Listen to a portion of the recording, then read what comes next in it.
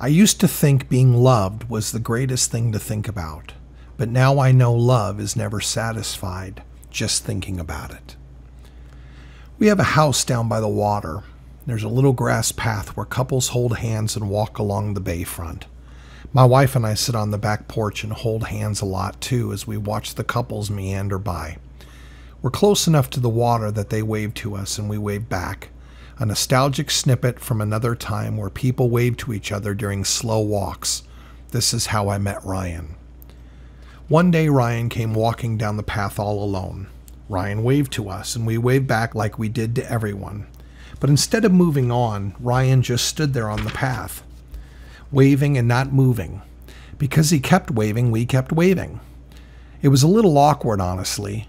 I wondered if perhaps this young man wanted to talk, so to break the tension. I made the short walk from the porch to the path to say hello. "Hi there, how's it going?" I said, reaching out to shake his hand and give him a break from all the waving. "Hi, I'm Ryan and I'm in love," he said confidently. Ryan had that glazed over look that smitten guys get. "Well, Ryan, that's great. Congratulations." No, that's not why I came," Ryan stammered. "What I wanted to say is that I walk by your house all the time, and I have this girlfriend, you see, and," he paused, "I want to know if it would be okay," he paused again, "if I may ask my girlfriend to marry me in your backyard." He talked like he'd been holding his breath for quite some time. I was taken aback by this love-glazed kid who would approach a complete stranger and ask to use his house to stage a great caper. But that's the way it is when you're in love, isn't it? All he knew was that he wanted the girl and was going to do whatever it took to get her. "Ryan, that sounds like a fantastic idea," I said, laughing. "Really?" Ryan answered. I guess he had expected an instant no or a gentler "I'll think about it." "Sure, go get your girl and let's get you two engaged." With that, Ryan went half skipping, half floating down the grassy path. I think his feet hit the path about every 20 feet or so. He was being strategic. He was being audacious. He knew what he was going to do. He was going to get his girl. A few days later, we were sitting on the back porch again. Couples were walking down the path holding hands. We would wave to them and they would wave to us. Then came an animated figure bouncing and waving happily with both arms. It didn't take long for me to figure out that it was Ryan, and I walked down the path to greet him. "Hi," Ryan yelped with his wonderfully goofy, glazed-over I'm-in-love grin. "Hi, Ryan, what can I do for you?" "Well, you know how I'm going to propose in your backyard?" Yes, I remembered that. "I was wondering if you think it would be possible for us," he did another Ryan pause, so I knew whatever followed would be a whopper, "to have dinner on your back porch before I popped the question." I bit my tongue to keep from laughing out loud. I'd never even met Ryan before that week, and now he was asking if he could have a marriage proposal and dinner on my back porch. This kid has it bad. After a short pause, I shot back to young Ryan. "What the heck? Of course you can have dinner on my porch, Ryan. That's a great idea. What can I make for you?" I don't think he heard the question because off went Ryan down the path. He seemed to be levitating. He may have touched down on the grass once or twice over the next 100 yards. Ryan was another step closer to the prize. He was all in. He was all about doing and not just dreaming. He was going to get the girl. By now, I found myself looking forward to my afternoon encounters with young Ryan. It reminded me how fun it was to be young and in love. I even started coming home early from work to sit on the back porch waiting for him, checking my watch every 5 minutes or so, wondering when he would come bouncing down the path with another outlandish request for a total stranger. And sure enough, Ryan came bounding down the path again, so I went to greet him. "Hi, Bob. Hey, I was thinking," and then the pregnant pause. "Would it be possible for me to have some friends of mine serve us when we're having dinner on your porch?" "You bet," I shot back, laughing. I was already this far in with Ryan. What could it do to have a few of his friends over? What a great idea. How many would it take to serve you two dinner? Ryan looked up with a Cheshire cat grin and sheepishly said, 20. Did he just say he wanted 20 people inside my house to be his servers? I was wonderfully stunned by this consistently audacious, almost vertically trajectory of Ryan's plans. He wanted 20 people to serve a dinner for two. Now that's service. But when love does it big. What a great idea, Ryan. 20 it is. I said without hesitation. Ryan bounced away down the bayfront. I could tell that his head was ready to explode with anticipation. He had the vision, he had the plan, he had the place, and he had the staff. He was trigger locked on the goal, and he was going to get that girl. A few days later, I was at my post. Almost on cue, Ryan came galloping down the path. "Ryan, how are the plans coming?" "Well," he said, "I was actually wondering if it would be okay if after dinner and after my friends leave, you could put some speakers on the porch and maybe we could dance a bit."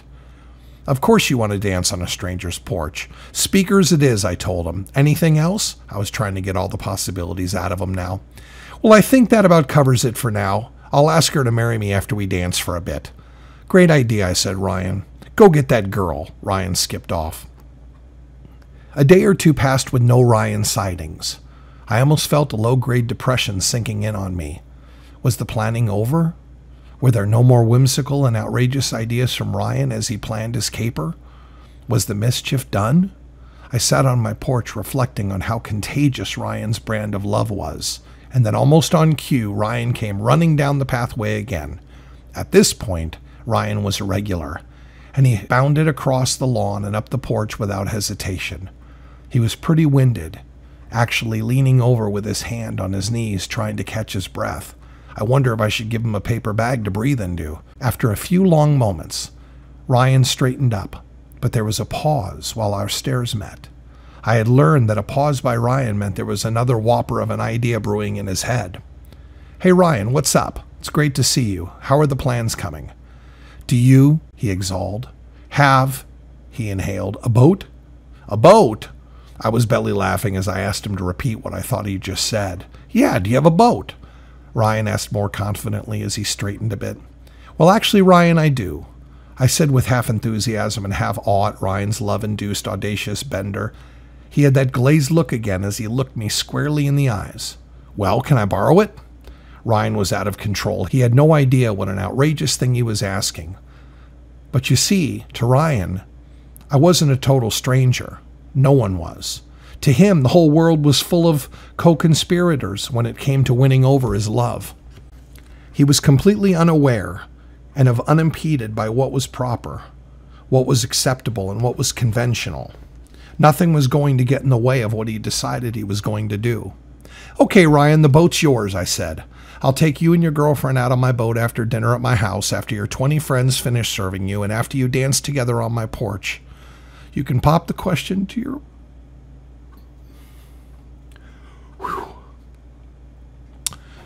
"You can pop the question to your girl up on the front deck of my boat." Ryan floated away once again, clueless of the beautiful ridiculousness this girl was bringing out of him. Ryan was a study in focus, tenacity, and abandon. He was all gas and no brake. What Ryan didn't realize is that I decided to one-up him. Why should he have all the fun? That night I called the Coast Guard and told them about Ryan's elaborate plan and his glazed-over enthusiasm for his girl, which had swept him into a state of unparalleled whimsy. Ryan's enthusiasm was contagious, and pretty soon the guy on the other end of the phone had caught the bug too. The Coast Guard officer and I hatched a plan of our own. When the big night came, everything was in place. The night was balmy, the air was clear, and I think the stars even came out a few minutes early to see Ryan's elaborate scheme unfold. Ryan and his girl came walking down the path. When they got to the white Nantucket house on the bay, he led her up the stairs and across the lawn toward a candlelit table on the porch. "Ryan, what are you doing?" "Is this okay?" "Whose house is this?" she whispered as she held his arm a little tighter. Ryan pulled out her chair and said this was for her as he sat her down. The service at dinner by the 20 servers was impeccable, and the after-dinner dance was enduring as these two stood with arms around each other, slowly moving together on the porch. As they danced, they twirled and talked quietly. By now evening had fully set in, and the lights of the city mixed with the stars were starting to dominate the skyline. It was as if the early appearing stars had gone home and invited all of their friends, telling them, "You've got to see this." The evening was coming to its natural end, and Ryan took his girl by the hand and they headed back to the path. I've always wondered what was going through her head during all this. I hope it all felt like a dream. As they got closer to the dock behind the house, Ryan gripped her hand, turned, and took her toward a boat that was tied to the end. "Ryan, what are we doing?" she half demanded. "Come on," is all he had to say as they came into my boat. I was at the helm and they made their way to the bow. With the stars out in full view,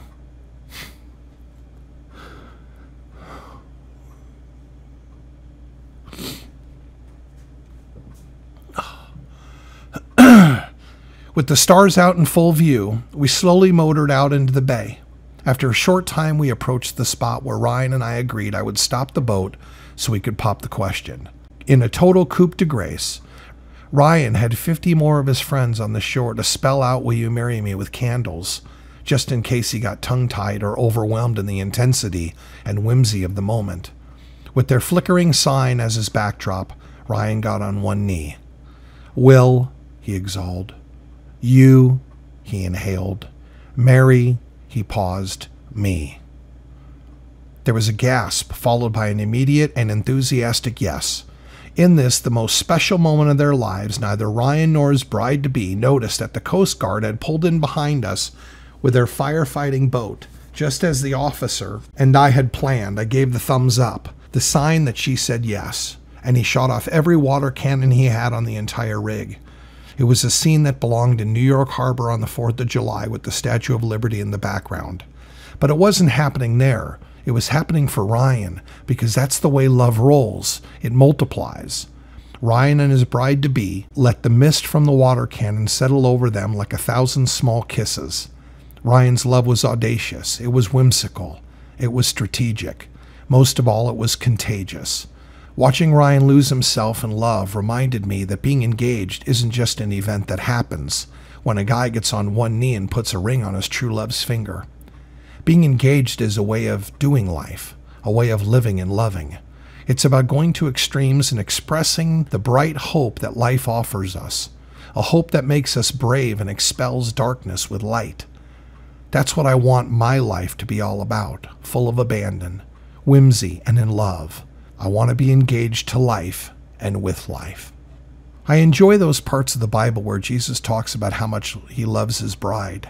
It makes me wonder if the trees and mountains and rivers are things he planned in advance, knowing they would wow us. I wonder if God returned over and over to this world he placed us in, thinking what he had created was good, but it could be even better, even grander.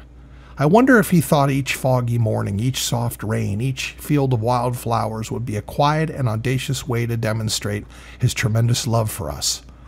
I don't know if God was a little bit like Ryan when he created everything, or if Ryan was a little bit like God. But what I do know is that Ryan's audacious love is some of the best evidence I found of the kind of love Jesus talked about, a love that never grows tired or is completely finished finding ways to fully express itself. As I